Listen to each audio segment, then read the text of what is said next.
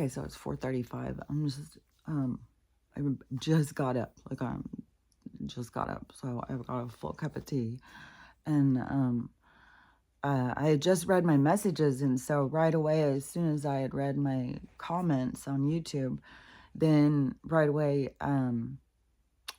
everything started coming like, where it just starts feeling full. Like I gotta talk, or I don't know how to explain it. It's like feeling overwhelmed, like there's too much information. And then I know, like, when I talk about it, it's like a release. It lets go of all this information that's in my head. Because otherwise it feels like my head's like filling up like hydrocephaly or something. It's energy or information or something. But so I have a few different things to talk about, but I don't know anything that's going on other than all of the tragedies, which that's going to keep building. What did I say? And I said some places are going to be hit way worse than other places. This is all, it's way different than what people, they want to lead you into thinking. This is very energetic. The souls in each place are there for these things. And you got to remember when this is occurring that we are also, this is the building of heroes. This is the building of, like, this is the hero era. This is the era where a lot of heroes are built. This is where leaders, we will be littered with communities, but there will be community leaders that will be sprouting out of all of this stuff. This is making me really emotional. Hold on. Wow. Some of this stuff is funny because you can see it, but then also when you feel like it's a wave of feeling, it's weird. But that's one of the things I want to talk about in the comments. It's so, a lot of you guys already know, but new people obviously don't. And so this person, they said it was their first video to watch and that they enjoyed it and the information, but they wanted me to be more confident and able to look at the camera. And I was like, oh, so some people just don't understand. And I've explained it a few times, so I'm going to explain it again, but it's going to go into more because it also is linked to one of the things I was going to talk about yesterday that I almost fucking, when I heard it yesterday, I almost just, I got to record. It was like, what? I told y'all this shit was good. Man. And, so, okay, on the eye thing. So this is, so when you see other channelers, a lot of them, they shut their eyes, they put on face masks and stuff like that. Those of us who channel, like, just, I don't know, to me, because I see other people doing it. I mean, tarot people do it all the time.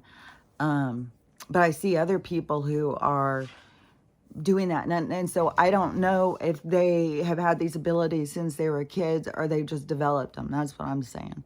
Because mine I've had since I was a kid, that I didn't even know it was a thing. I didn't know it was a thing until we started going into this awakening. I thought this is just how we all lived, that we all had this guidance. And it also created more part of my confusion with people. Like, what? I couldn't understand what the hell is wrong with people for so long. And I have so many things flashing through my head. So anyways, so for me, okay, so you could think of on the level of the three-dimensional splitting out. So in the three-dimensional world, that those of us, we get labeled, now they're even catching on with the attention deficit. And there's even a tribe in Norway, or a tribe somewhere. It's a tribe somewhere. And they, attention deficit is, it's something that they, it's like that they understand that you are in the other world and that you are bringing information and stuff. You're another level. You're so aware that you're aware out into the ethers. And so it's another level. So here they try and dismiss, like I said, once I started figuring it out, because in school I had the ability to leave the classroom. Everybody else is sitting there and I would leave the classroom and it would make me feel like something was wrong with me. Like I was stupid or something. But see, those tests, they were looking for us. There's a reason why so many of the NASA NASA astronauts and stuff have attention deficit. They're always looking for us. They were looking for us people that were what they, they come up with more diagnoses. God, fuck, yes. And I did do that long ass test. But it was weird because I was hyper aware of the testing when I was being done. But all the tests to see like what was wrong with me, that was fucking shit ton of tests. Like I can't even tell you how many fucking tests. They were testing me on everything. That's the one where they came back and then they said that they couldn't let me keep working. That they had to, that she would lose her license if she didn't turn in my license. So I didn't know it was good, And then my practitioner was telling me to go with the Disability Act. So I started fighting with the Disability Act, trying to keep my job and stuff. And the licensing board started coming at me, saying they were going to take me to court if they found out I was working with a brain injury this whole time for however long. And I started panicking because I already knew that that's how I started catching on that something was wrong with me. Because at work, I would go in, I would know the patients. I could go out and then I would think this one's this. Like my brain was just scattered. I couldn't keep information straight. It was really hard. And I was working in a very ego-driven field where you got all these people who are so snarky and so rude and you don't have support at all. And it drives people out of it that are good people. Like you've got the medical community is filled with egomaniac, like people just don't even realize. I just saw a girl who was sharing a video. What was that? It was oh yeah, that's what it was. Hold on.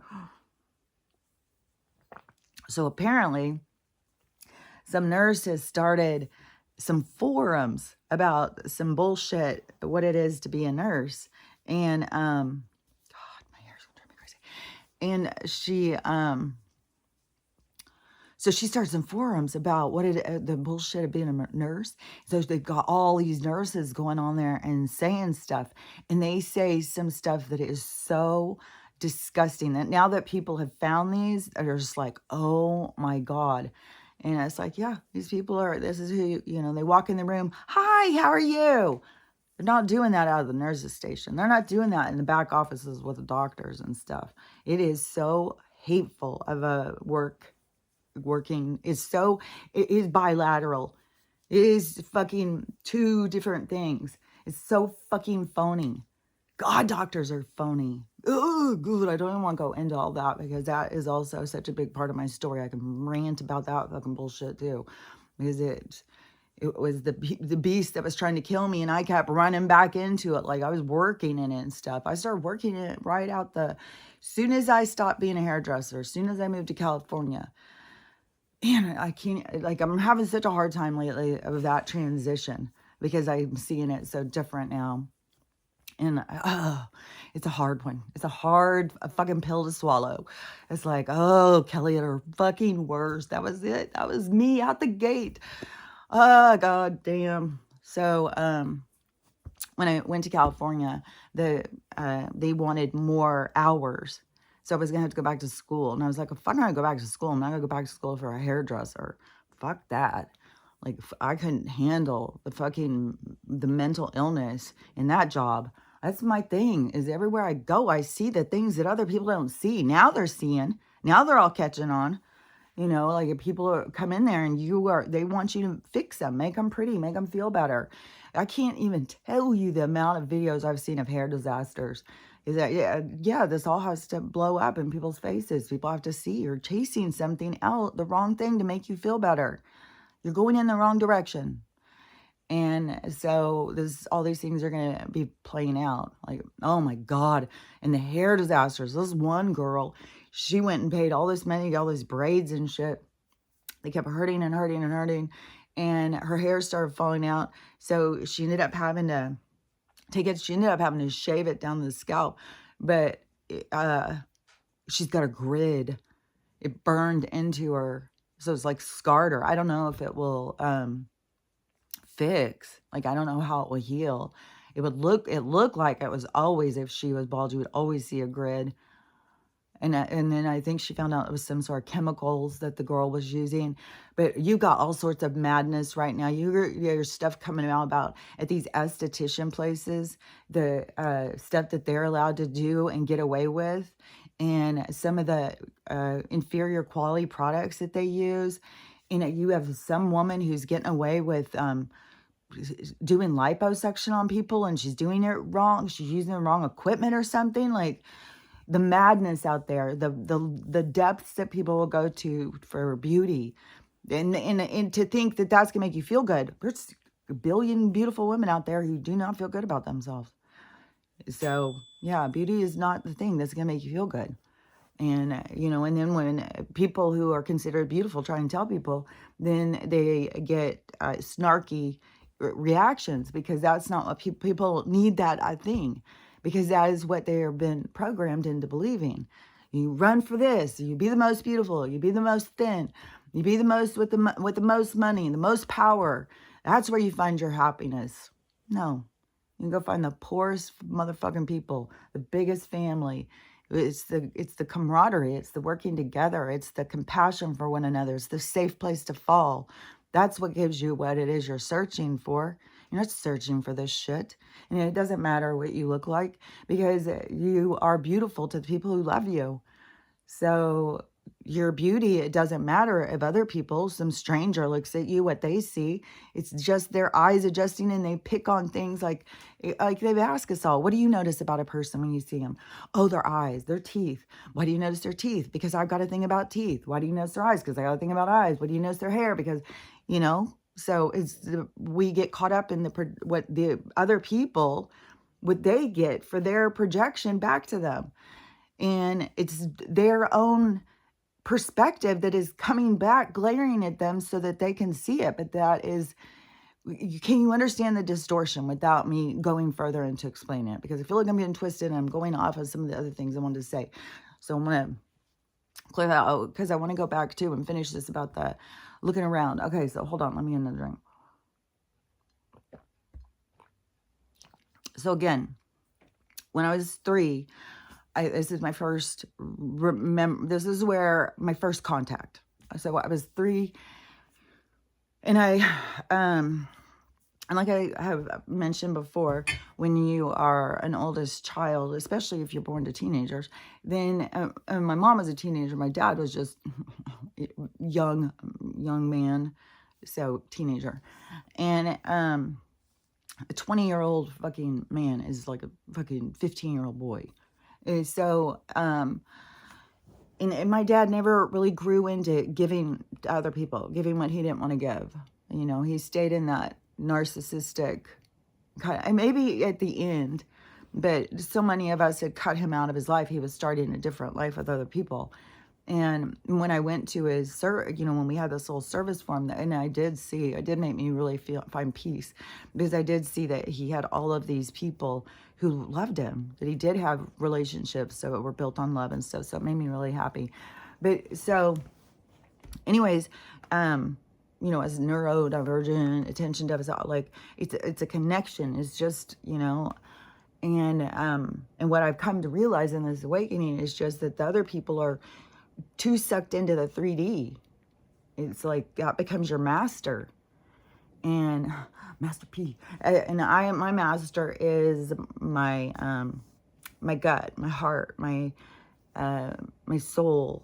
So so that's where I go first. And so when I was 3, though, this is first contact, was when I went and I got sent to go get my brother water. My parents are going to sit there. I'm 3. I'm supposed to go into this, and this isn't my house. This is my grandparents' house. What have I been here maybe 1 other time, 2 other times? This wasn't in place that I went all the time. This wasn't even this is the grandpa that I say is my mom's dad. This guy was not a grandpa to me. My grandpa died at a young age, and he was my grandpa, and he's the one who's with me. He's with me. He's a strong guidance in my life. And then when I am shown this strong, that's like this soul thing, like a father figure or something. So I was seeing these lives, and I was like, he's been this you know, guru figure to me in my life, like the one who talks sense, the one who, you know, he can look at you and talk. He was the Gregory Peck, you know, could look at you and talk, but you could feel what he was saying to such a depth. I'm so disappointed. That was way worse than getting smacked down and kicked in the, you know, getting spanked, you know, with the belt. That man to look at you and say he was disappointed was like a fucking gut punch, man. So anyways, for me, but I had that deep soul connection with him. And I was devastated when he died, and I was really little. I was like 8 or 9 or something. And it was such a huge loss to me.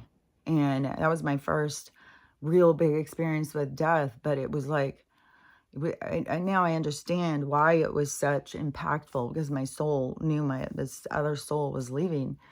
And so it was very, you know, it's like a soul that you have a lot of contact with or something. And so anyways, I'm always going off. Okay. So when I was 3, and then they had sent me this other grandparents' house. They were out there, you know, oohing and awing over the baby or something, and they're all sitting there, and they tell me to go in and get him water. And he needs a little Dixie cup of water. I can just go in the bathroom, there's those little cups, and get him some water. So I'm going in there vindictive as fucking hell. I'm just like so fucking pissed. And I think how fucking rude that they are. And so I am making a plan that I'm going to put soap in his water. And so I go in there, and when I get in front of the sink and I get the water and I start to get the soap, I hear really loud, and I can't remember the whole conversation. I just remember the time I thought it was the devil and the angel, and because it was literally on each side. And so this side was talking, and then this side would be talking. And I would be turning my head, listening to him. And I was talking back to him. But you talk, when they're talking to you in your mind, it's easy to talk in your mind. So that's why, you know, to me, it's easy. Like telepathy is easy. And so they were telling me, you know, and the light was telling me, like the dark was kind of like, oh yeah, that'll feel good. That'll show them. It's that kind of energy. The light is like, you know, oh, you'll be in trouble. It's very just like, you know, think it through. What is the point? Why would you do something like that? You know, is that going to solve your problems? It's going to make more bigger problems for you. That's the difference. And then this side's like, yeah, but it's going to sure feel good. We're going to show them. So I had this battle going on, and I was like, what the fuck, man? So I put the soap in the water, and I was 3 years old. And I had this confirmed because this is an incident that my mom remembered for sure. But I can see myself. And that's what I'm doing is like, I'm looking in my third eye. I'm looking, it's like a movie camera. And when I'm looking over here, and then I'm looking over there, and I'm looking up, and it's because there is all that stuff. It's inside of you. It's like you shift your vision from outside to inside, and then inside it's like a fucking huge thing that there is all sorts of stuff. And so there's all these things happening. And that is, I think that's probably why some people have to really focus and have to go into this really deep trance of, it is like a relaxation technique to be able to, because it's a lot, but I've been doing it since I was a kid. But it probably is a part of the reason why I'm just kind of like, you know, kind of hyper and talk, you know. It became part of like who I am or something. And I'm very misunderstood throughout my life. So but anyway, so when I'm looking and I do it so much because I've been doing it for so long. And so when I'm looking like this, then I'm not looking in my head. Anytime I'm not looking like this, I'm inside my head, and I shift back and forth. And to the point, even when I'm like, if you were talking to me in person, I will do that. It's like how I think, because there's a lot going on, And there's like I don't know. It's like, man, I don't know how to explain it. It's like, it's like it's like the in-between room for information or something. Like I don't know. When I'm looking inside my head, I can hear I don't know how to explain it because like when I'm conversing with people, it's like, I don't know. I'm so used to this communication. I'm always going into it. I don't know how to explain it, but I've definitely had people where I'm sitting there talking to them and they'll start being like, and I'll look at them and they'll be like, what are you looking at? I was like, and then I'll see other people who do that. And so then I start being, well, there's other people who have the same thing, that they look inside their head to think, where people think they're thinking or talking or something. Well, mine is different, I guess, because I'll do it like when I'm talking to people. So while I'm doing this and I'm looking inside my head, I'm not trying to not look at the camera. In the beginning, when I very first started this, before I had opened my chakra or my throat chakra, because this has been a part of my healing, part of my throat chakra and stuff, speaking my truth, because I was so rejected, like throughout, for kind of who I was at my base, at my core. And people always just tell you how to change and be different. And it was like, I'm just gonna be me. It's just like, I can't change and be different. Like, how do you do that? Like, that doesn't make any sense to me. So so anyways, so when I very first started doing this, oh my God. I get the little one.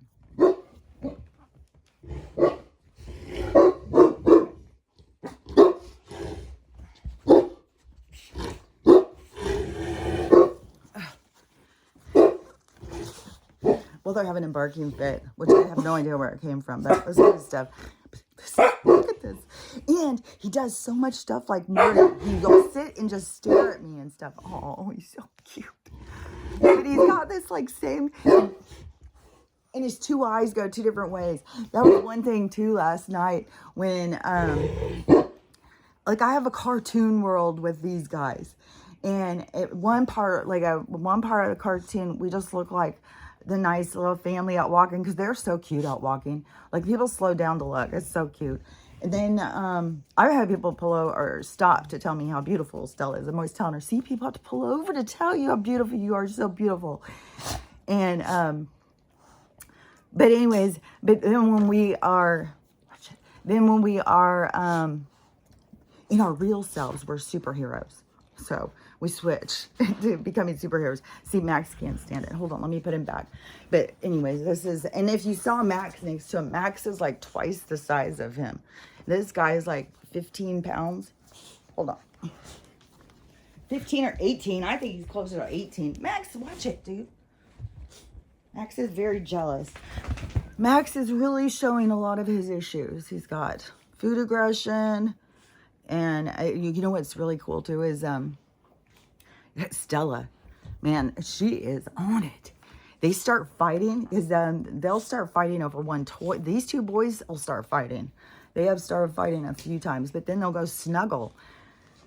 So, but Stella, she'll jump up and break that fight up so fast, and they'll sit down like, it is the cutest thing. And when we go and walk, she's so proud, like, this is her crew.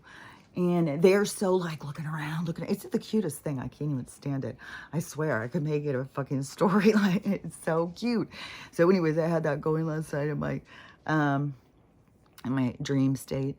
This superhero life that we live as we morph into our cartoon version. So okay, so anyways, that was, so when I very first started this, I did have a problem. Like, I would do anything to not look at myself. I couldn't stand looking at myself. Then as it's gone, it is weird because before, I feel like when I was less healed, every time I would look at myself, all I would see was like, everything was weird. And so I couldn't stand to look at myself. And then as I healed, I started being like, oh my God, my face is like more balanced. It's like more symmetrical or something. And then I started being like more amazed. Like, how did it change like that? There they go again. Like, I don't even know what the fuck. I don't even hear anything.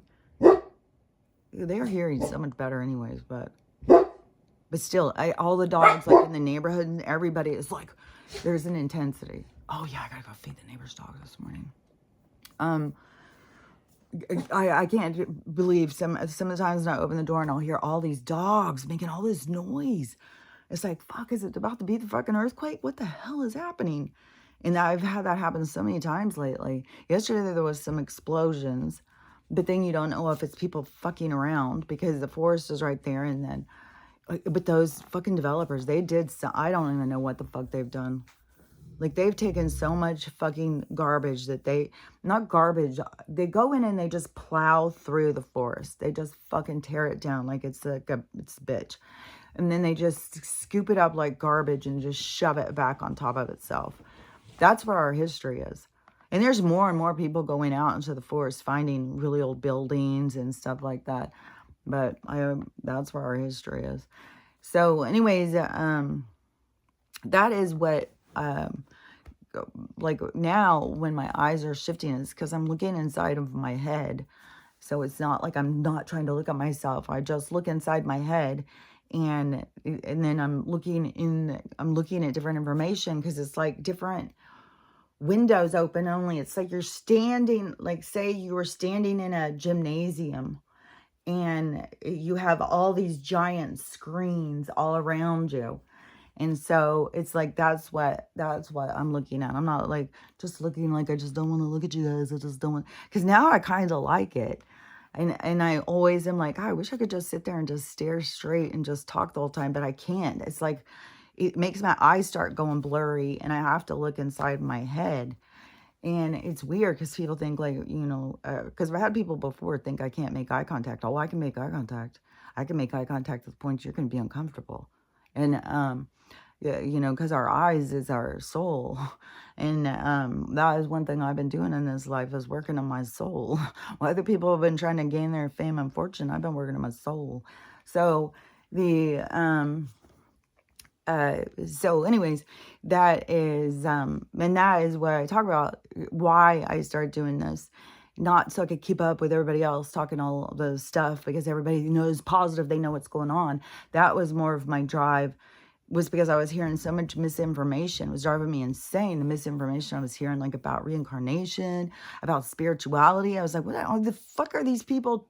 And they're the ones out telling people this is fucking nonsense. Like, I even heard this guy, I even conversed with him.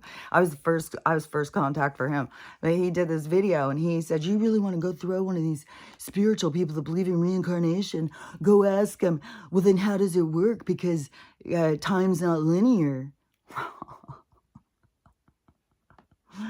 Oh, really? So, yeah, I told him, like, you're basing your shit on these fucking people who aren't even spiritual. You go talk to somebody who knows their shit. They fucking know that.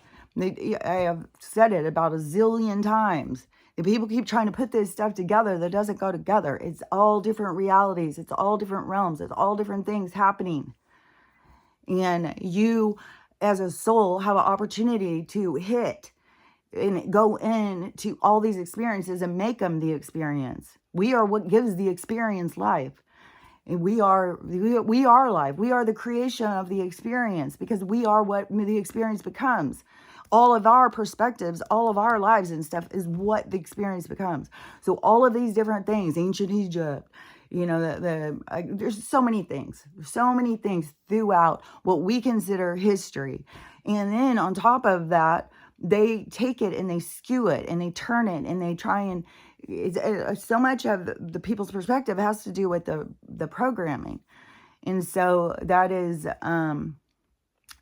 where the people are, they're programmed with misinformation, and then they become resistant when anybody tries to tell them something different. That was part of the motherfucking plan. And that's why there's some people who they can't perceive my information because it goes against their programming. It's probably why it's not that I know that what is going, like, I know how things are going to flip. And so it's people's minds have to open to certain information so that they can perceive it. Otherwise, it just sounds like wah, wah, wah, wah, wah, wah. Just like if you're not meant to understand something or see something, it won't work. Something in your body won't work about it. And it's not because you are broken or something's wrong with you or you just don't get it or you're just stupid or whatever. It's because we are programmed on the big circuit. So it's like your program, your big program you're running is your life plan. It's your flight plan. It's the life that you came in to experience and bring life to. And it's all these different perspectives. Like I keep saying, it's all these different perspectives. And so all these different time periods, all these different life experiences are all different experiences. Like a group would be like these things could happen during this age. Man, fuck. God damn, it's hard to explain some of this when you're trying to, like, I don't want to say dumb it down, but it's like, like if you say these things that, like, there will be some people who get up, but there's other people like, what the fuck are you talking about? You gotta go back down. So so let me think. Okay, so I'm there. See, I'm looking around. There's, like, I'm in two different worlds, is all I can say. It's like, but I'm in one, but it's like you go through your consciousness, and it's like, I'm telling you, it's like everybody's is different, but to me, it's like this giant boardroom or something, and then you can go in classes and stuff. And then there's other realms, like I heard this person, like, where now people are starting to all of a sudden realize you leave your body when you're sleeping. Where do you go? See, I could go off and explain. It has to do with the vibration. There's these realms, like I said, like this purgatory or whatever. You have these realms of vibration. You can't just split off out of there. You are, it's like you are in this one vibration. This is dense, heavy. And so when the body is at rest, then the soul can kind of just like let go and just let go of it. And so it can just, it's like a balloon or something, go out. So it doesn't just go out and go to the heavens and stuff, but it's like there's these meeting places. And this is where, if you are low vibration, this is where you will, have nightmares and shit. You are in a place where it is that vibration. So that stuff is around you. And then, but when you keep going out, you move more into lucid dreaming, where you have control. You don't like what's going on. You just open the door and leave. You start getting more control of your dreams. And that's what we're going to learn how to do also in real life, because that is what's real. It's like these levels of understanding, and we're to this level of trying to understand that matter doesn't matter. It's pulling your mind out of that perspective. It changes things. So fuck, man, that is like so much stuff. So anyways, but that is so when I'm looking, that is what I'm doing. I'm looking in my mind, and I'm not just reciting stuff. I'm talking. And that's another thing too, because I've had people say, oh, that's so smart, that was such a good thing and stuff, but I can't take credit for all this stuff. I can't say, oh yeah, guys, yeah, I'm pretty fucking smart.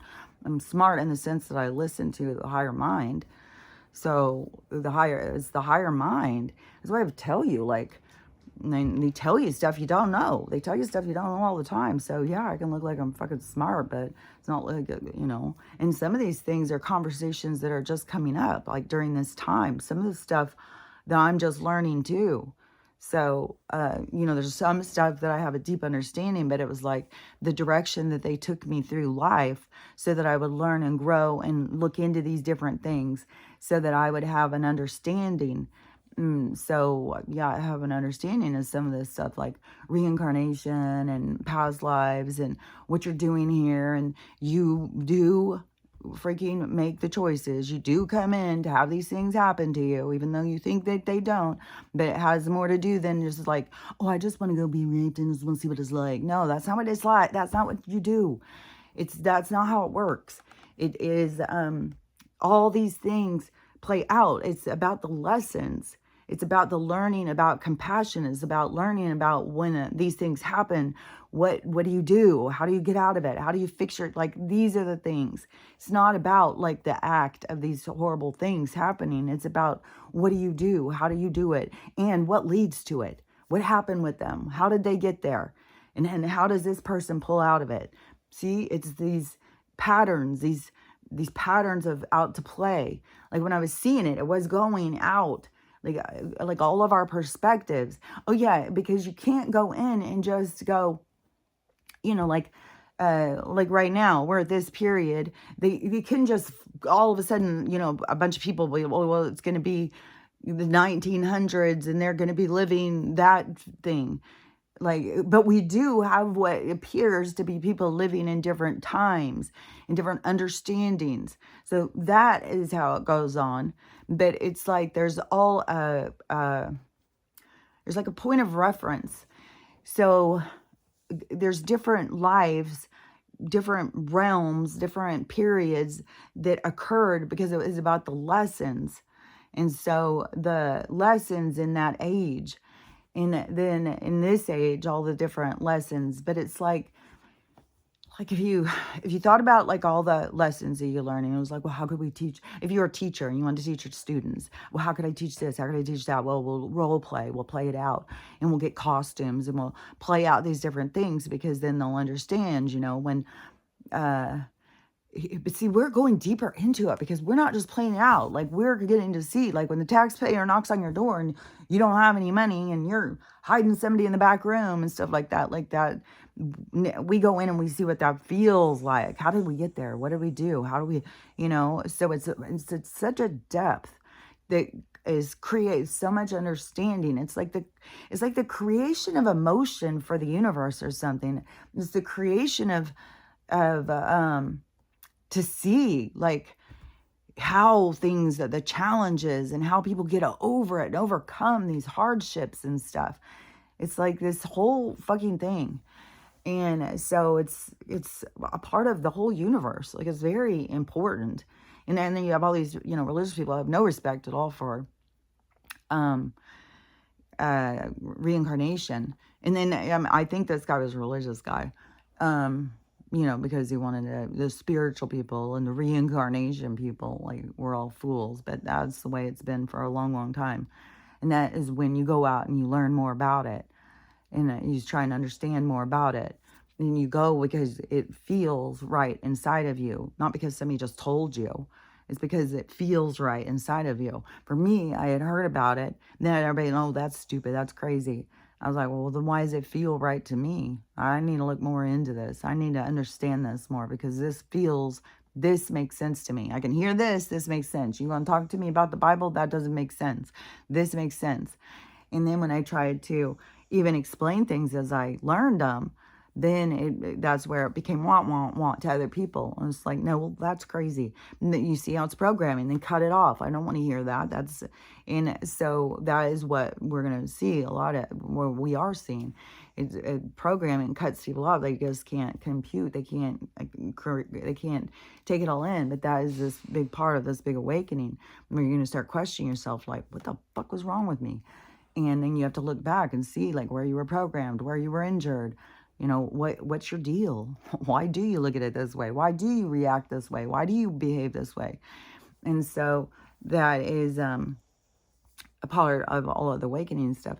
But so when I started doing this, it was because I had tried back in 2018. I started doing some videos, and I couldn't stand it. I couldn't stand to see myself or anything. I still had much more healing, but that was like all the premature stuff, like, because you see all these people, they wake up and all of a sudden, they're starting and they're doing these videos and stuff. And so I had already had that eating away at me. And then I was watching videos because it was all this stuff happening to me, and everybody thought I was crazy. And so I was looking for other people that had the same things happening. So I was listening to other people's stories and stuff, their videos. And then I started seeing, these people who were teaching people about stuff that I knew about, and I knew that they were teaching wrong. So that started eating at me. And then my guidance, they were really pushing me and pushing me. Like, I was journaling and journaling. I had a typewriter. I was going to write it a book.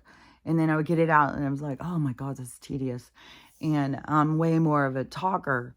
And so it's hard to go fast enough for me. It's more like I need to say it and then give it to a transcriber and have them type it up for me. Because, I don't know, I talk way faster than I can type. And my mind's going way too fast. And so so then I was like, fuck, it would be so much better to talk. Like, I fucking gotta start a YouTube or something. I gotta just start talking. And then it's like, that anxiety would kick in. And how am I gonna do that? I can't even stand to see myself.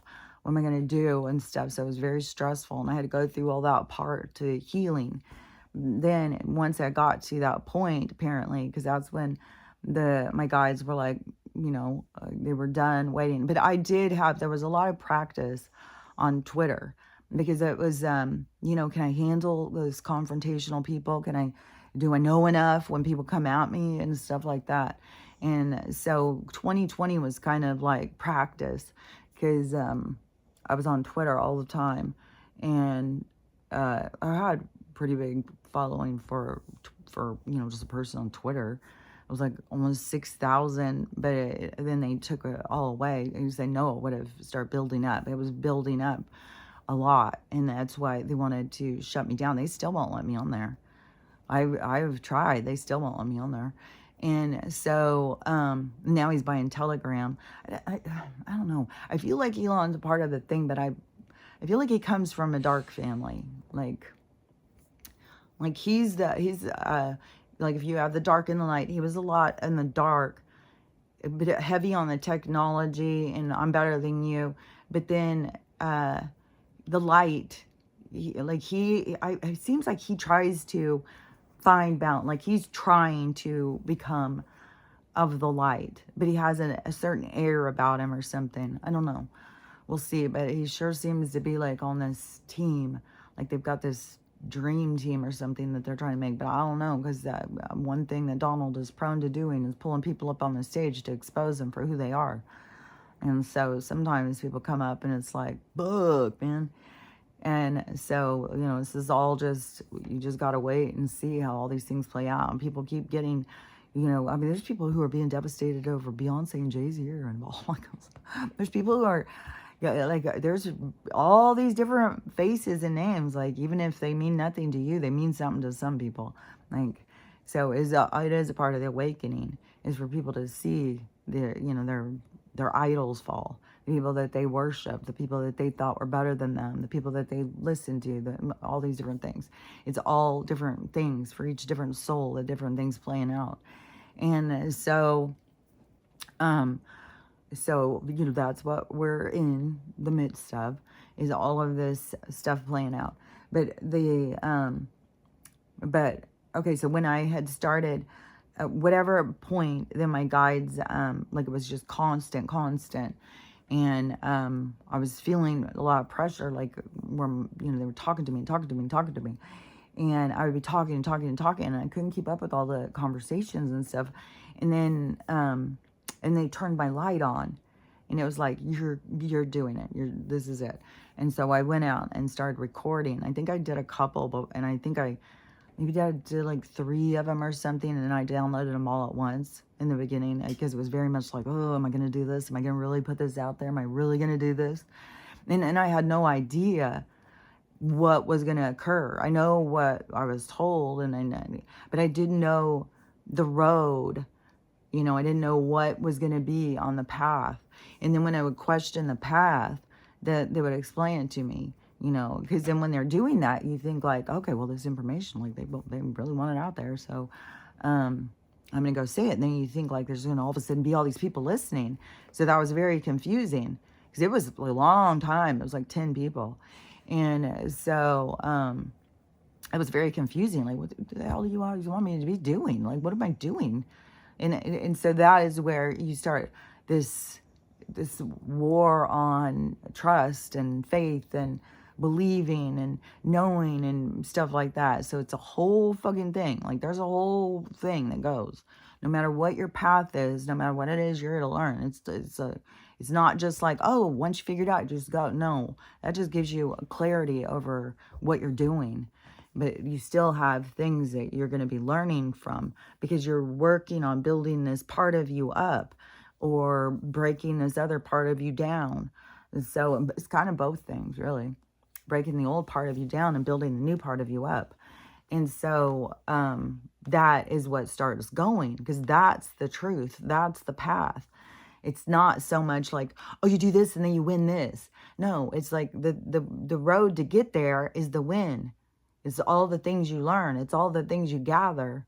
And then they've got all these people who are skipping these parts of their life, that aren't present, that aren't taking every interaction as the gold nugget that it is. They're having emotional responses when they should be, taking reflection. They'll go call their friends. Oh, I can't believe what an asshole that guy. It is more of going in and talking to your guides through that. And that is what I have done throughout my life. Like, I've not been a vindictive person. I haven't been, and things, I've had a lot of hard things happen. I've been beat down a lot. But it's just, you go in and you see the deeper meaning, the deeper purpose. And so I just lived life in kind of different than other people. So then, and that is uncomfortable when you go start explaining it, especially at a time when you are trying to break down your ego, because you're not trying to build that part up like, oh, look, I do this, I'm back. But it can come across that way, because that's what's so raw on people. It's like, I'm not trying to say I'm just different. And there's a bunch of us that were different, and we were thought to be weirdos, because what we were doing was different than everybody else, but what we were doing was more natural. So there's going to be this switching. And so all the people who have been living very artificial, which is huge amount of people, that is going to be switching. And then they're going to see there's another way, because the natural, it's like it's a shift, and the natural is going to come up. And it's like a recede, like a wave. It's like the waves. It's like it goes in and comes out. And then you got to think of that on all the different levels, like micro, macro. You see, like where I'm looking now, I'm not looking away from the camera. I'm looking in my mind. I'm seeing the ocean, and I'm seeing how the waves work. And then I'm hearing explanations. So it's like this whole thing. So it's not like, I'm not trying to look, but I have worked on, but I did build my confidence. Like when I started this, like 100%, like I would do anything not to look at that fucking thing. But then I started realizing like, well, I have to look in my head anyways. And then it's like I'm fucking Stevie Wonder or something. But I think that's why some people, they,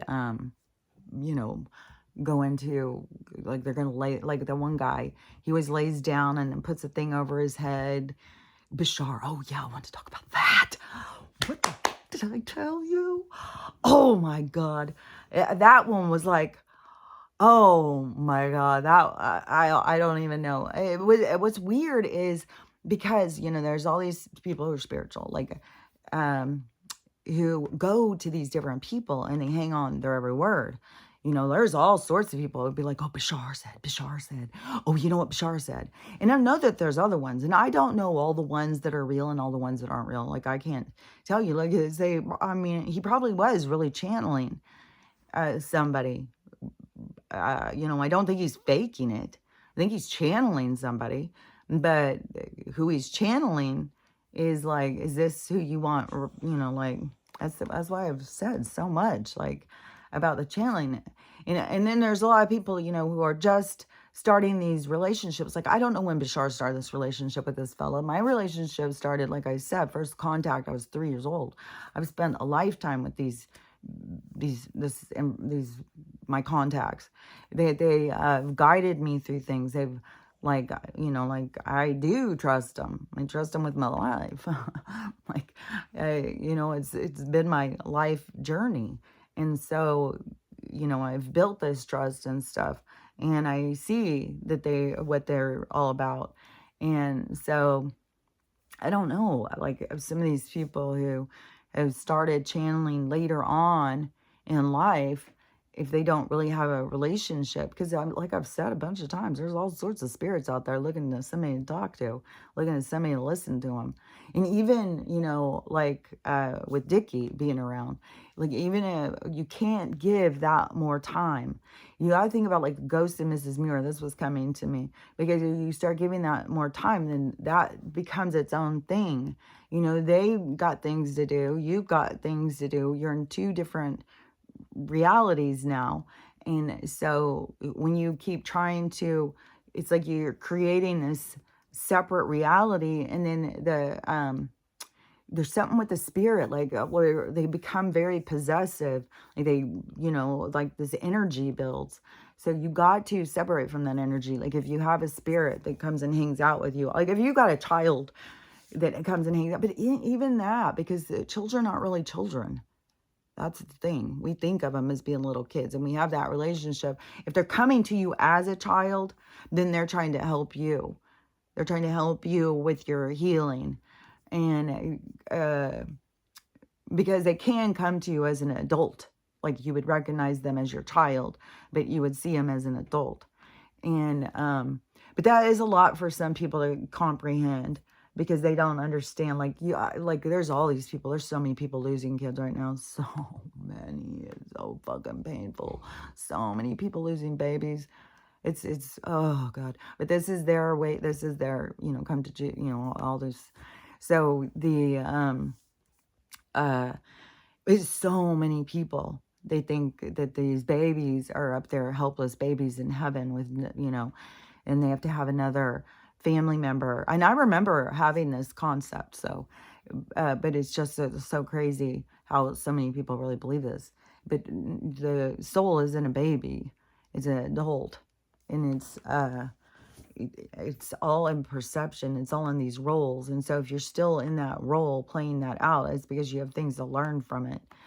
And so, yeah, but these are the truths that will be coming into our reality, the bigger truths, the important truths, because there's going to be a lot of truth that is going to be coming about our reality, about the toxicity and the darkness. And that is a part for everybody to purge their attachment to that darkness out.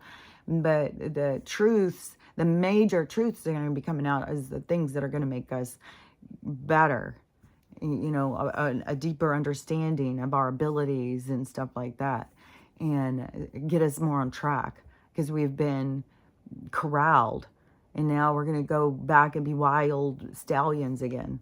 So, and run free, you know. So this is, they're going to be, you know, teaching more about you as a spiritual being, because that is, you know, and it's something with the CIA. I heard a video with these girls talking about these CIA files, and the CIA talking about the womb being a portal in this birth process and stuff.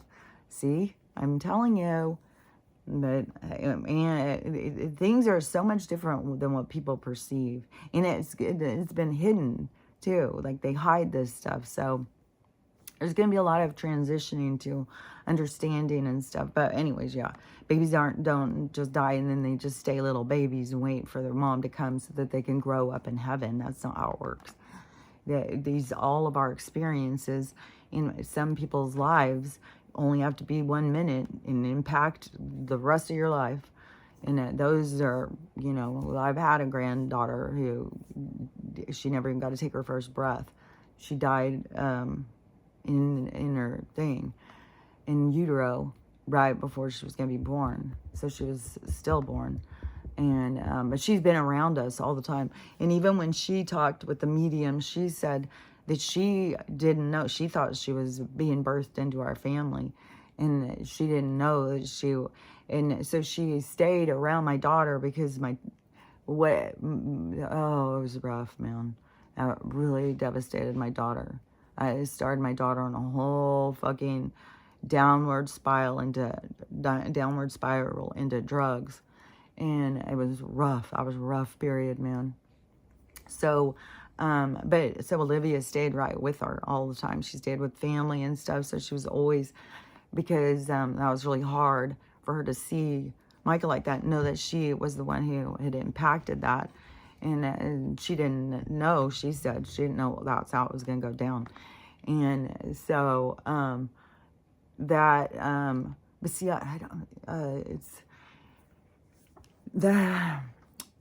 because you would think, anyways, I kept thinking that she, you know, she would have known she wasn't going to be born, but, you know, maybe she is still born into our family at some point. I mean, I don't know all of our complete understandings and stuff. Like, I don't understand how we go and make all these soul contracts. It's weird. Like, all the stories are written, but they're all written. Like, it's all written. Like, you come in, it's a written story. You already defined it.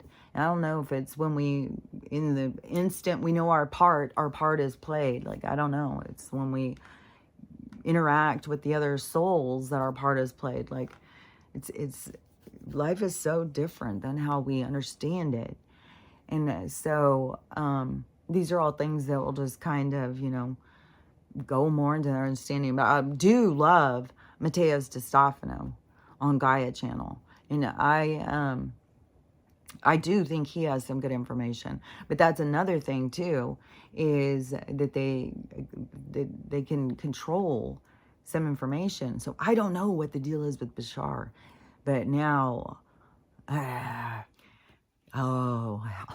because the spiritual side of things, those people are like, Bashar's got an agenda. So what the fuck? That's not spiritual. Spiritual people aren't going to be like, when you really get to that point in your spirituality, it's like, no, we're not going to pick a ruler. That's our participation in the game. It's like, no, I'm not, no, that is saying, okay, I'm going to play, and I'm not going to play. And I'm not going to say, oh, this side has got the thing, or this side. No man has a right to tell another man anything. No man has the right to make a decision for another man. And that is in universal law. So once you get more into the depths of you being a spirit, and you having the right to be here, and you know, your birthright and stuff like that, then it changes the game, especially for them. You pull free. It's like, no, I'm not playing the fucking bullshit.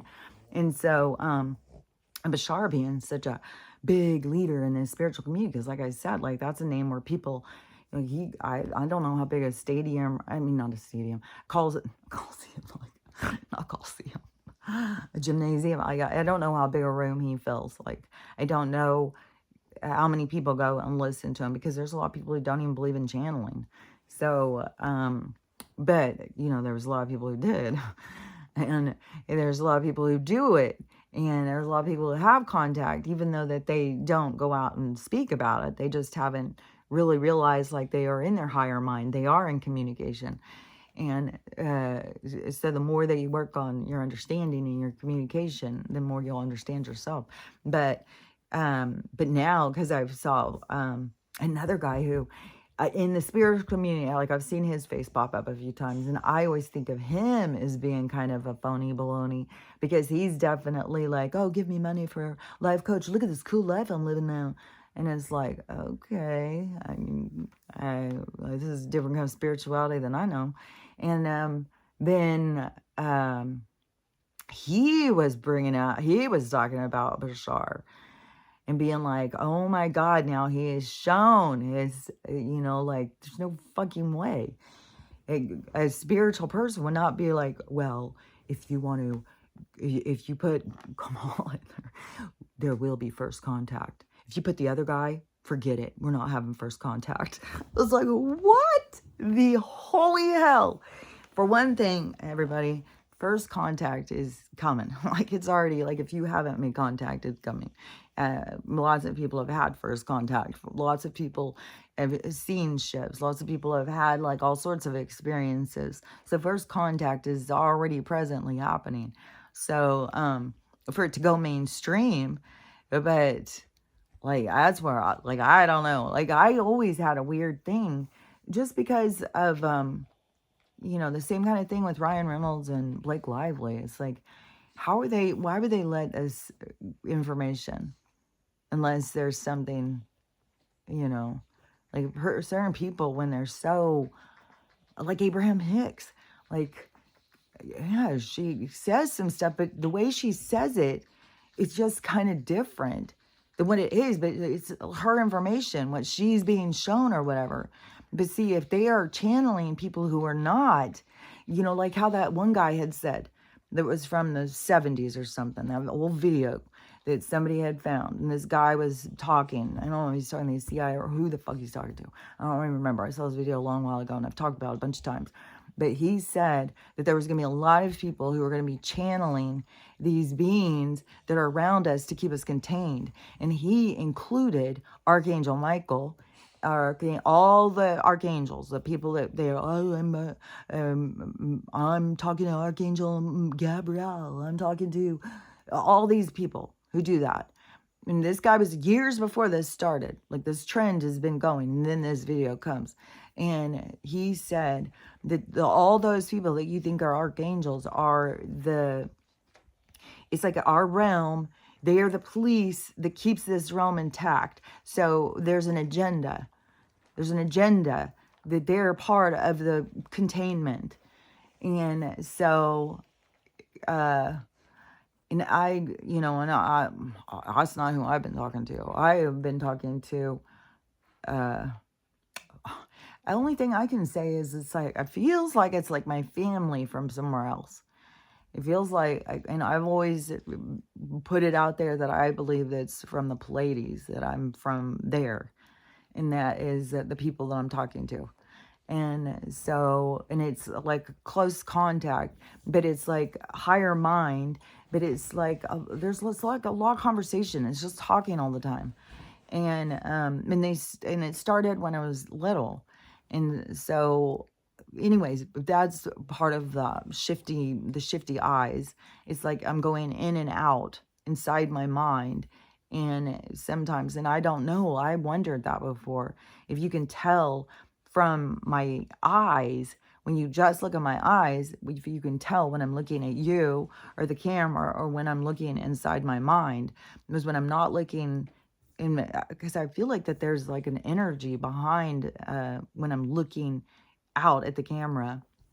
Even if I'm facing this way and I'm looking in my mind, I feel like that my eyes have a different, like where the light goes, kind of.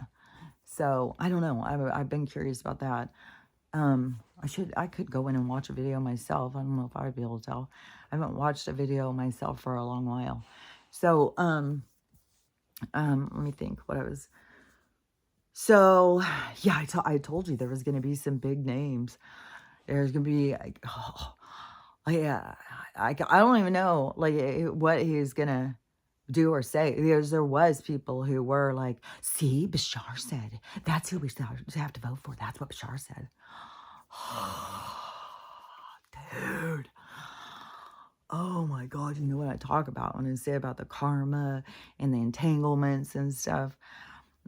So it's like I would be like you going and taking humanity in the wrong direction, and you would be entangled in all that. You'd be tied to all that karma. So I don't know. Fuck, I don't know. That's so weird. And it just makes me with more of these people too. Because I didn't go listen to him or anything. And I always just had like a weird, but there's that other guy too. What is that one who does, what is that guy's name? Chiron. The guy who, Chiron would also, I think, be one of those that's considered, in the archangel spirit realm or something. I don't know. But the guy who does Chiron, who channels Chiron, I always think too that he's just kind of rude. And then also sometimes with Abraham Hicks, I feel like, the person you're channeling is kind of a little rude sometimes. I'm like, I don't know, maybe I come across as rude sometimes. I don't know. But it's like kind of demeaning, like, come on, stupid ass, figure it out. It's like, I don't know. A higher minded spirituality is way more, like I said, even when, I'm 3 years old and they have a lot more pull, even when I'm going towards the dark, they see the point, they see the lessons. They see, like, they don't be like, well, you better hurry up and you better do it the right way. That's not how a higher mind is. So it's weird when these people try and be like, they're talking to the higher mind, but the higher mind is being like, kind of like that. I was like, I don't know. I've always been kind of weirded out by some of these. That's why I never, like, a lot of people like are into Abraham Hicks and stuff. But see, I've been manifesting my whole life. And so I was manifesting way before she was ever talking about it. And so I have an understanding of it. And then when I hear other people explain some of this stuff, it's like, well, that's not how I would explain it. And it's like, maybe that's just the way they understand it or something. But anyways, but I'm going to talk way more about manifestation once things flip, because that's what it's going to seem like. That I'm manifesting this different life. But really, I'm going towards a life that they showed me. And I'm going towards it. But when you go towards something that they show you, you have to do it. There's lessons to get to it. So, I don't know. I'll explain it more once things turn. Because at this point, it makes no sense until you have the whole picture. And then I can explain it a lot more so that people can understand. Because people really think like they can jump timelines. Like, what am I doing wrong? I'm having to go through this hard time. I should just jump timelines. Life is about going through these things. This is a distraction. I'm telling you, you can just jump out of it. You got to go through it. The way out of it is through it. And the people who think like, I just sit here and focus on, I'm going to put in I'm going to get $10,000. I'm going to get $10,000. I'm going to say it 15 times. I'm going to go over there. I'm going to spin some circles. I'm going to light this candle. All this stuff that these people keep doing to try and get money, and it's not working, because that's not how it works. It's different than that. And it's not about just like the universe giving you money. And the universe gives you things. The universe provides. It doesn't just, here, go get some money and go get some stuff. And then there can be stuff that you want, and then they'll give you the money, or the thing will be marked down, or somebody will give you the thing. But anyways, if it's something you're supposed to buy, they'll make sure you have the money. Just like if you are at this point supposed to be evacuating, everything will fall into place. When you are going out there and you are trying to push, and you're trying to, because out of fear, you're trying to run and go. Like there's more that goes into place. Like the fear is the drive. The fear is like, oh shit. Okay, let's just talk about the West Coast. And so over here on the West Coast, especially while this shit is going down the East Coast, and they're about to get hammered with 2 more. And and it is following this thing. It is going right over the doomsday map. And Florida did have that whole chunk missing, and now it's matching that more, and it's going to hit again. Like, this is going. And then it is like pushing people inland. So it is saving lives, even though it's very destructive. But this is where people think that that's all they get. And this is where the universe shows you, no, you can have whatever the fuck you want. Just start getting out of this mindset. And so it's a whole process. See, it's a whole learning process that people have to go through. But so the So just on the concept of the West Coast. So, and I had seen so many people, escaping, they're leaving, and then they're going to these other places. And to me, and I don't know their stories. I don't know their guidance. I don't know any of their situations, but there was enough that I was getting multiple perspectives of the whole thing.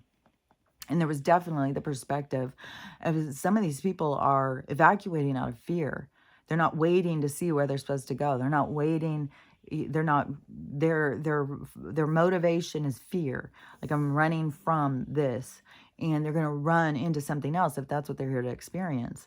And so it's like exactly what's happening. People are running from an earthquake and running into a hurricane.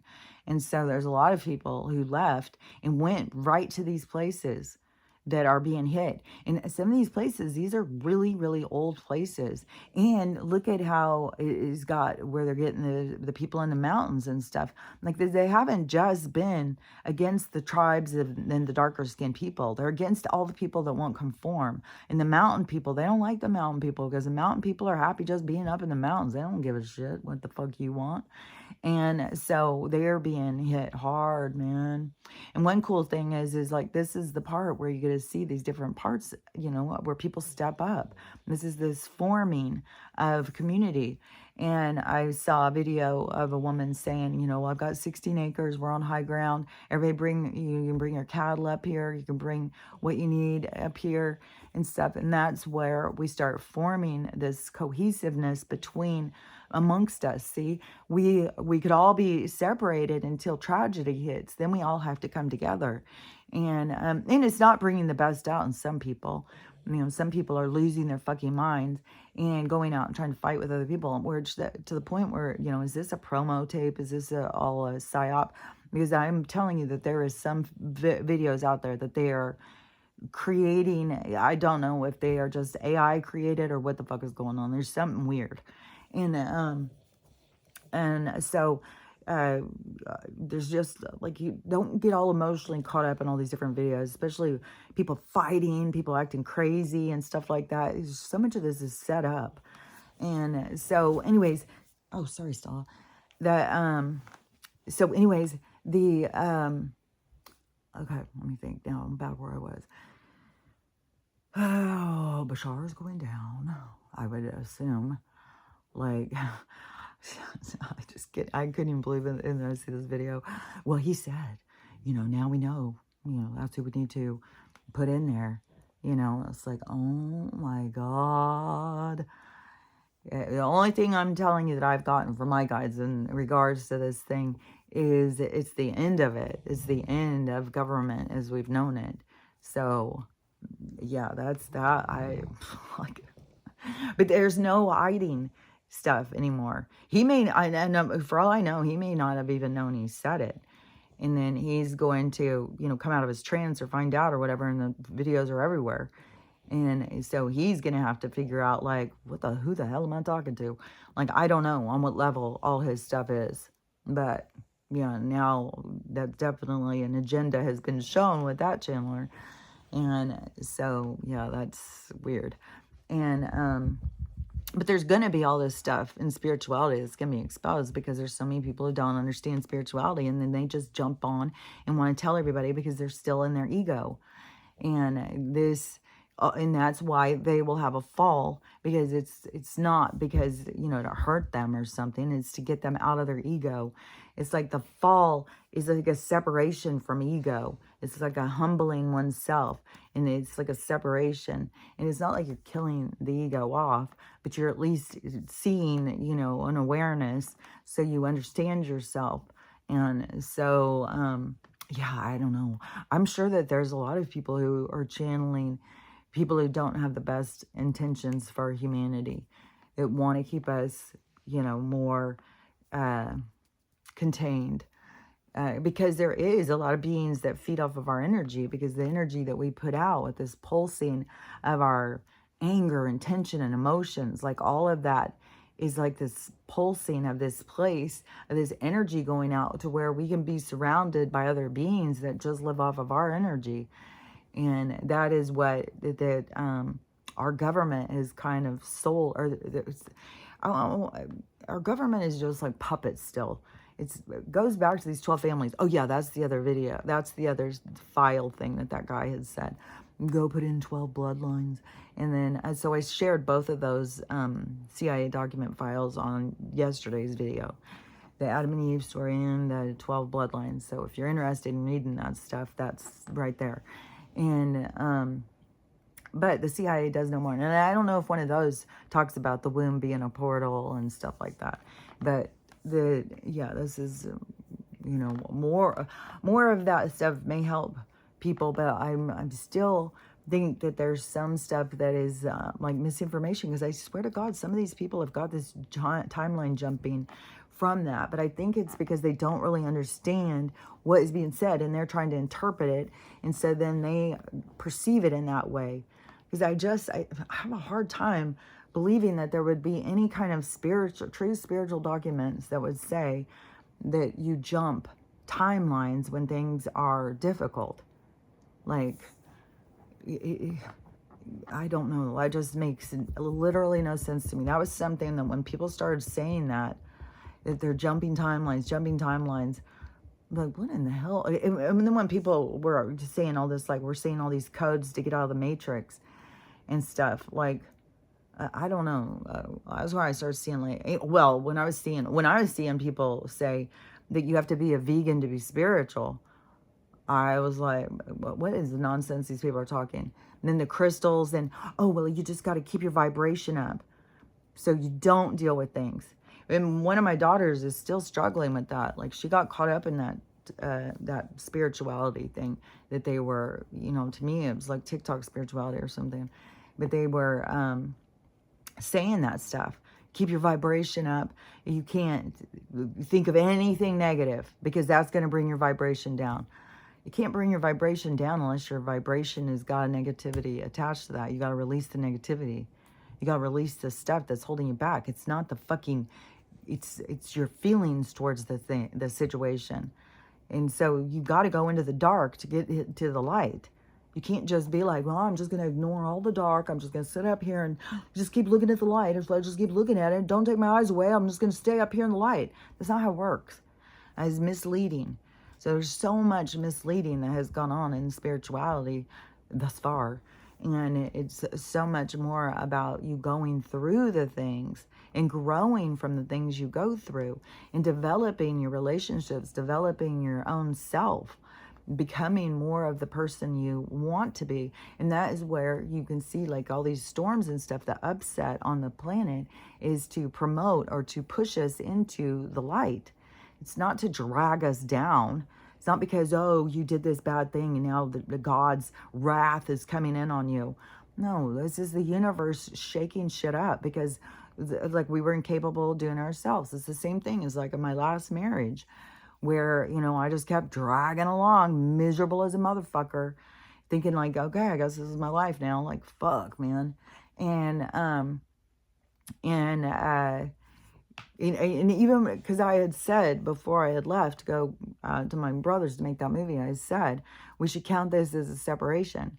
And he was like, fell apart, of course, because he was always falling apart. And then he fell apart. And then he said, no, and so then he was calling me all the time and wanting to talk. But of course, his fragile feelings, he's 2 hours behind me. And if I would be tired, well, I'm so horrible. But then my daughter had talked to me, because that's when I had Lucy, and she was going over and taking care of Lucy in the daytime. That was the English Mastiff before Stella, and Lucy died at a young age. And so she was going over and taking care of Lucy, and then she was seeing my husband, and he was coming out and drinking whiskey to go to work. And he was supposed to be like, that was supposed to be, he was quitting drinking. He was going to just stick with beer or something. Like, when you live with an alcoholic, there's always all this bullshit. And so, it's like, well, I won't do this, but I'll do this. Well, I'll try this, but I will do it that time. I'll do it this time. It's like, just get fucking control of yourself. Like, face your fucking shit. Face your demons, get control of yourself. That's the fucking issue. You can't face your fucking demons, and you got to drink to hide from life. Like, get a fucking grip. So, and see, like, I don't have, like, I'm hardened about that stuff. Like, I've had alcohol was too fucking much in my life for too fucking long. Was born to an alcoholic, and then I'm fucking married one after another. It's like, get your shit together, dude. It is like, don't sit and why am I just gonna drink? Because I already know what you're drinking for. You're hiding from who you were yesterday. When you want to change who you are tomorrow, fucking make a change. Like, fuck. Deal with the pain of the shit you've done. Don't just keep on drinking, pretending like you can make it go away and just do more. All you do is create more damage. It's like, god damn. So anyways, but there became, he was, oh, let's, stay together. I'm going to try so hard and all that stuff. And then as soon as I got back, it was almost Thanksgiving. And as soon as I got back, he was not around. He was drunk all fucking time, pretending like he wasn't drunk. Oh, I've been through that rodeo, dude. Like, I'm not doing that again. And so I was like, I think he came and I was saying something, because I was confused. You're saying you want to stay together. Like, I left saying, let's split up. You're saying you want to stay together, and then this is what you're doing. And he said, no, we're splitting up. I've already got it. He had it all planned out. I was like, wouldn't it have been like a mature thing is to talk about this ahead of time, tell me ahead, like, what is this games? And so anyways, but to me, when I look at it and I look at me and my roles and stuff like that, I was like, it was the luckiest thing that he did that, because like I would, like I just said, like in my first marriage, like every time I was like, well, I could do better. I'm always, well, I could do better. I'll fix it. I could do better. Like, I'm going to just beat myself down with these fucking vampire energy drains that just take and take and take from you, because you need to do better. You need to do better. You got to hold this together. And then, some of us take that on, and it fucking drives you insane until you stop, until you say, no, I've got boundaries now. I'm not doing it. And I am not scared to be by myself. I can be by myself. I don't need this shit. And so it's a big growth thing for you. Like, it's like, how many times can someone be in your face screaming at you and doing that before you say, fuck off? It took me a long time. And it's weird, is because I would overreact at certain times, but to really take a real true stand in my life, to know that I had value, like, I don't know, it's such a transition. It's kind of hard to explain, but you can see yourself through it. But it's weird, but it definitely is a change from going from I don't value myself to I do value myself. But luckily for me, he did leave, and he was like determined to go. And that was the best thing that ever fucking happened to me. And at the time, it seemed like the worst thing, and I was like all these things. It was like confusing. I was devastated. I was like, there was so many things happening at once. And I was kind of like, he was dumping this house on me, we had started redoing.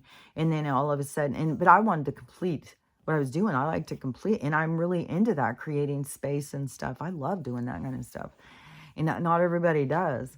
And you marry somebody who doesn't. See, this is the problem. And you marry somebody who's not into the same stuff as you, then you're a burden to them. You're wanting to do things they don't want to do. You're trying to make them make you happy. You're trying to make them do something. You want that fixed. You want this fixed and stuff like that. It's like they're not on the same wavelength. So it's a battleground. And that's the thing, is like your wants and needs become a battle for somebody when you guys are on that toxic vibration. And but luckily, yeah, he left me, and that made me fall down and made everything fall apart. Everything in my life fell apart. And then I had to pick up the pieces. I had to pick myself up. And then I had to put myself back together, and put myself back together different. Like, I was a lot more choosy over who I was going to become at that point. And then, so that is what I'm saying, is like these bad things happen, but good comes from it. And it's just that the people are feeling so beat down right now, because for one thing, programming, God's out to get you and shit like that. But they're feeling so beat down because they're in the loss part. Once they get through that part, but the thing is that's the hard part. That's the part where people lose themselves. That's the part where we got to help people get through it, by, and not help them like by dragging them, fixing it for them or something like that, is by motivation, like telling them they can do it, getting them to believe in themselves. This was, what was that story? Because it was cool. Oh, it was Crystal. It was Crystal. She said that, but she had the same thing as I did. We have like some of you guys. It's so crazy how we have these parallels in our life. But so Crystal had the same thing as me in speech class and stuff, and was, couldn't do that. She was skipped class or something. I don't remember what she said in the comments, but what I do remember is she said her little girl in 5th grade, that she is the opposite. She's running for treasury. She's getting right up there and speaking on the stage to all these kids. And it's like, good job to raise such a confident kid. And see, that's the thing, is that where we all need to be built up to that confidence of like, you matter. What you have to say matters. So anyways, that's the beautiful part of the world that I want us all to get to where we all feel like that we have something to give. Oh, and this was a good one too, because this is so true. So there was a homeless guy, and he was dying, or he was sick. He was a druggie.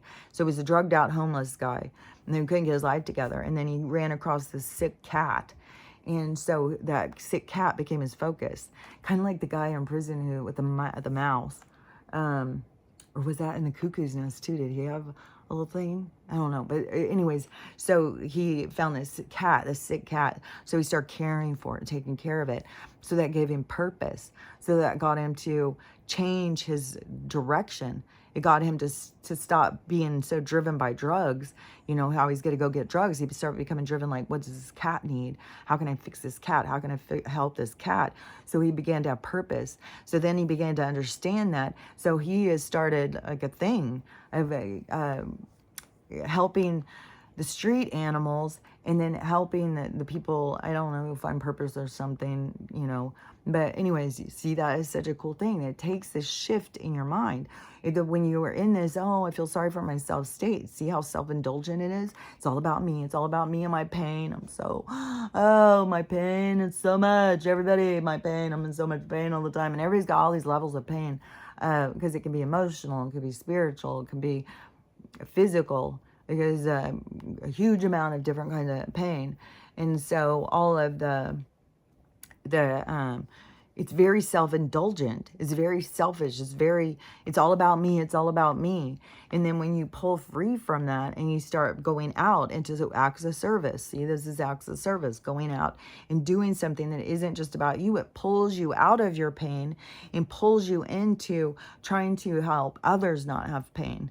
And then, so your pain becomes more minimal, and you don't want to be sucked up by others' pain. Like if you're somebody who's out there, you want to do the healing and stuff like that, you got to, if you're going to go out there and be a healer, you got to have good boundaries, and you got to be willing to be vulnerable, share your story and stuff. So there's a lot of healing for each healer to do. Otherwise you can get out there and get sucked up, and that's what a lot of these people are finding out. And so there's going to be a lot of that, these life coaches, and give me a couple $1,000 and I'll tell you what to do with your life. It's like, well, you don't have to give me anything. I'll tell you what you need to do with your life is go talk to yourself. And then that's where you're going to find what you're supposed to do, and pay attention to the things that come to you, just like the little sick cat changes your whole life. So that is the being present in what your life is all about. So those, I thought those were cool stories. Did I finish both of them? Because, yeah. And then, like the woman who's opening her land and having people bring their thing. Because it is sad seeing all these fucking rescues and all these animals is affected. It's just sad, man. These resets are sad because there's just, I don't know. The thing that gets me is the fear. Like this is a big story now that's going to, is these people, I guess they went on vacation or something, and they left their big old dog. I don't know. I don't think it was as big as Stella. It was a mix of not a Great Pyrenees, but something like that, like a big dog mix. And so they left it with these people to babysit, which I think it seems like it was family or something. So they left them and then they went on their trip. Then the hurricane came with a babysitter, the dog sitter person, put the dog in the crate on the first floor of the apartment buildings and then took off. They evacuated and left the dog. Then the people on the trip must have contacted the people and said, "Where's the dog? Where's the dog?" And they said, "Well, we left him back in the apartment in the crate." The people who were on trip freaked the fuck out. They were on Facebook Live. They were on TikTok Live, but they were on Facebook Live begging somebody, "Go get my fucking dog. Go get our fucking dog." So a whole bunch of people rushed over to these apartments, and it was already 6 feet. The dog had already drowned. So then the people are devastated. The people are freaking the fuck out. But there's been so many of these kinds of stories of the tragedy. Like there's this one sense of tragedy of people not caring for their animals. And then there's this other one where these horrible things are happening to people who really love their animals. And so, but all these things are this shifting humanity. It's shifting our perspective. It's getting us to see things and it's reset our priorities. And so, yeah, some of this shit is just like so sad. Fuck, man. But that is like no fucking way. There's a lot of people who are like, man, I'm not going anywhere without my dog. We'll die here together. That's how I am. It's like, well, I'll just die here with them. And I've definitely tried to figure out like a boat or something because Stella's so big. But, the universe has a plan. That's the thing. And that is what I was saying. Like you can panic, you can freak out, or you can just trust. And if I'm supposed to be trusting to my demise, then, peace be with you. But but the people who are all like, I've got to force this. I've got to get out of here. Something bad's going to happen. You got to listen to your guidance. And your guidance, your guidance isn't going to be fear, fear, fear, fear, fear, scaring you, scaring you, scaring you. That's the other side. And the other side is going to be like, don't fucking worry about it. You're fine. You're fine. Don't stress. You gotta trust. Like that whole fucking drive on my way to the explant surgery. This crazy fucking drive. And they're like, trust. I'm like, oh, fuck. So, and, here I am. I'll sit and heal. Like, it still seems like a dream when I look at it because it was so long that built up to that. I wanted that explant for so fucking long. And then to finally have it, then it's like, it's a dream come true. It's so cool. So anyways, when the people are going against, because when it's your time, it will open up. Like something will happen. Everything will fall into place. The money would be there. The place would open. Like there would be these things. It's not like you have to sit there and go like, well, what am I supposed to do? What am I supposed to do? So even these people who were escaping out of fear, and had a place to go, see that there's still action even when you're going in the wrong direction. I was going in the wrong direction for years and years, and so you can be going in the wrong direction and everything will still go for you because you are always going to do what you were going to do, and that's always there for you to play out. But then there's like a subcategory. There's like another lesson beyond the lesson or something. So then you go and you escape and you go to the next place. And then they get a worse storm. And then you still go through the storm because you can't run from what's going to happen. It's impossible. Whatever's going to happen is going to happen. It's going to catch you. So you can't think that you can escape what is inevitable. So that is, it's a part of your destiny to be hit with this storm and to have this great loss or whatever happens. That is part of what it was you were supposed to go through so that you can learn and grow from it.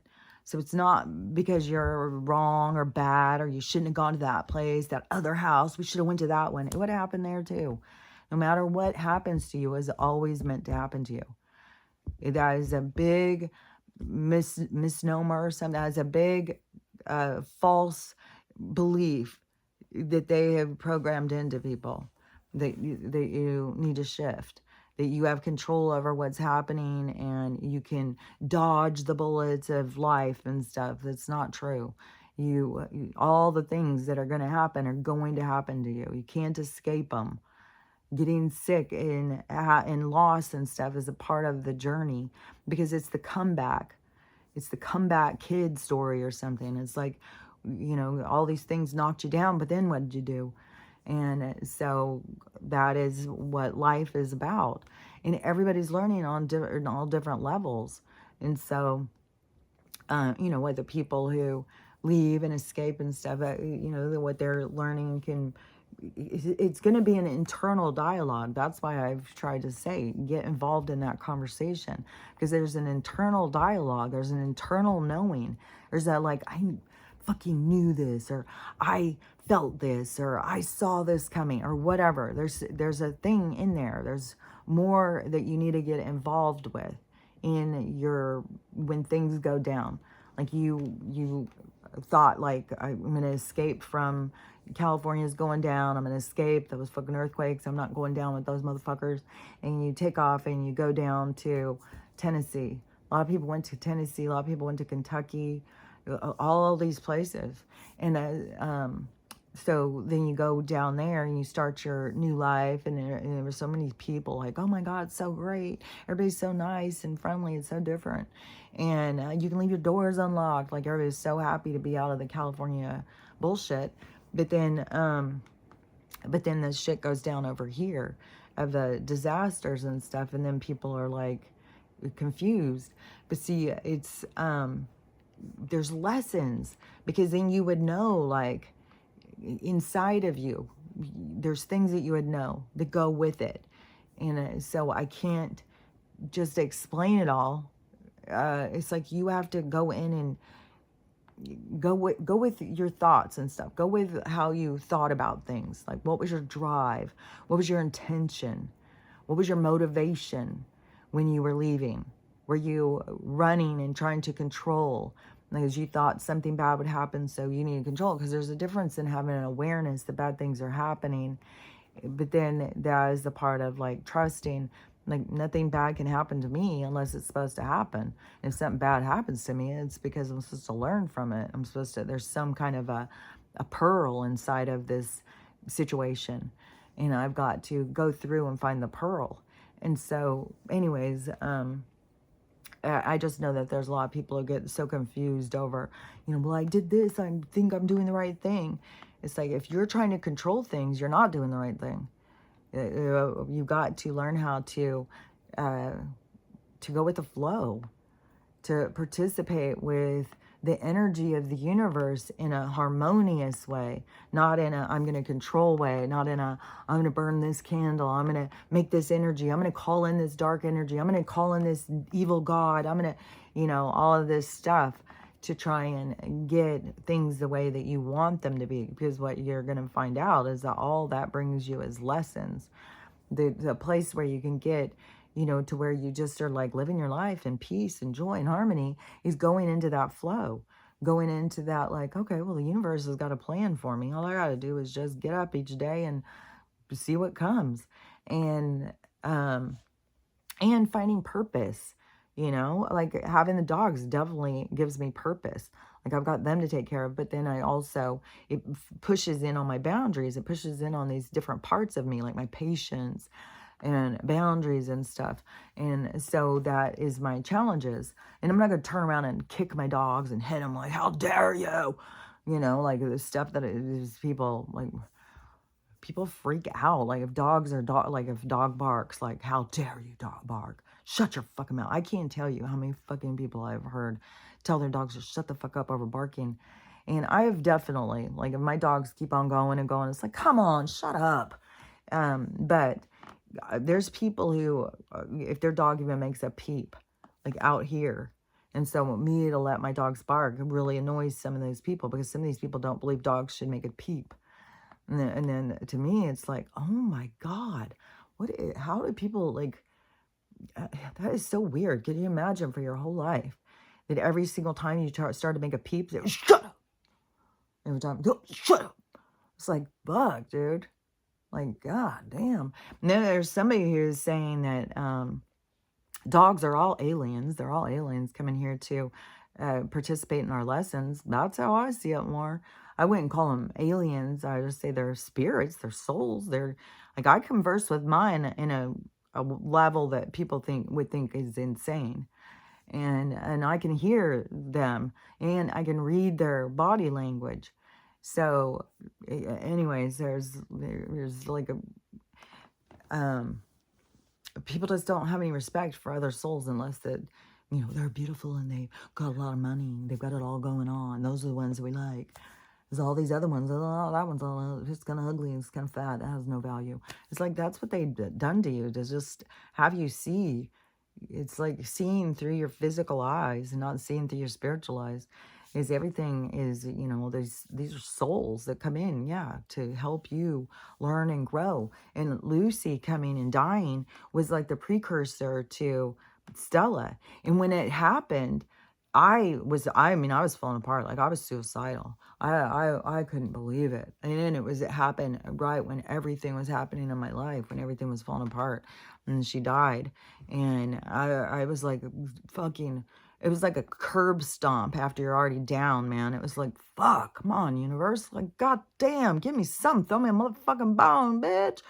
And so I was super devastated. And my youngest daughter, the one that's not speaking to me presently, she was the one who was telling me that she was probably the preparation for my life partner to come. And that I was going to have my next relationship with this next dog was going to probably be very, very intense. And she was so right. Like me and Stella became like, and then when I started realizing, oh, Stella is my spirit animal. That's why. Like, Lucy was preparing me for, get serious about this shit, bitch. Like, shit's about to get serious for you. And so, yeah, she was the catalyst. And it is the one thing is, like, people don't realize that you have these catalysts. You have these crossing periods, these places where you can look back and be like, yep, that's where I went wrong. That's where, yep, I can see it. Like, and so you have, it's just a different way of understanding the game. It's a different way of seeing through like what you're doing here. And your understanding will deepen the more you go into trying to understand it. As long as you're trying to run and force and, make this 3D life what you want it to be, that it just takes you in the wrong direction. And it gets you caught up. And it gets you trying to force things and make things happen and take you off track, off of where you're supposed to be. So anyways, it's all this reevaluation. Fuck, I've been talking a long time. Okay. Especially when it's like, I feel like, oh, I'm just going to go in and say a couple of little things. And it always goes into more. But anyways, but that is why I look around. It's not because I'm not looking at myself because I can look at myself now. I can look at myself all day long. It used to be not be able to at all. And it just trips me out now because before, I swear to God, and when I would look at myself, I would see like all the things that were off. Like, this eye's a little smaller than this one. This eyebrow's way over here. This nose is so pointed. This goes this way. This goes, I like, and now I look at it and it just looks normal. It's weird. It's so weird how I could look at myself and it's the same motherfucking face, but I couldn't see it the same. It's weird. It's just, there's such to me, there's a total, I think so many people have this body dysmorphia. You don't see yourself the way you are. You don't see yourself at all the way other people see you. And so anyways, yeah, I'm not looking away because I'm not confident. I'm looking because so much of what is going on is in this other place in my mind, which I would only be able to say like my third eye or something. It's like I go into this other room and the room gives me like, I don't know, it makes it easier for me to be able to talk or something because it's like the information. It's like I can focus on the information. If I focus like looking, then I see all these different things. My mind's thinking about this and thinking about that and looking at that and looking at this and looking at that. Like my hair. Like I'll be like, oh my God, look at my hair. Like there's like a lot of things. When I look inside my mind, then it's just like information. It's like I can see the information, so it's like more stimuli or something. So anyways, that is why I'm looking around and, you know, like Stevie Wonder or something, like it's that's what's going on. So, and it can, you know, probably is kind of distracting. I think, you know, part of it is you don't really have to watch me. You can just listen to the stuff I say too. If it is weird, like when you're looking at me and it's like, what is she doing, looking around all the time? Then,